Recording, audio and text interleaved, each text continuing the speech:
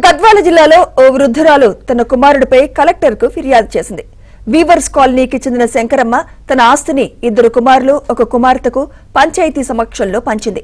శంకరమ్మ అనారోగ్య దృష్ట్యా చికిత్స ఖర్చును అగ్రిమెంట్ ప్రకారం కుమారులు నెలకు 10,000, కుమార్తె 2,000 ఇవ్వాల్సి ఉంటుంది. అయితే గత కొంతకాలంగా శంకరమ్మకు పెద్ద కుమారుడి నుంచి నగదు అందడం లేదు.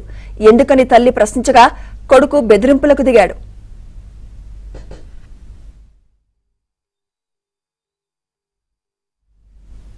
బంగారం ఇవ్వాలని పెద్ద కోడలు మానసికంగా హింసిస్తోందని శంకరమ్మ లిఖితపూర్వకంగా కలెక్టర్కు ఫిర్యాదు చేసింది. పెద్ద కుమారుడు కోడలు గౌరవప్రదమైన టీచర్ వృత్తిలో ఉంటూ తనను వేధిస్తున్నారని శంకరమ్మ వాపోయింది. కొడుకు కోడలి నుంచి తనకు రక్షణ కల్పించాలని బాధితురాలు కోరుతోంది. పెద్ద మనుషులు ఒక్కరు లేదు, వాళ్ళ పెద్ద మనుషుల తరపునే ఈ పంచాయతీ జరిగింది.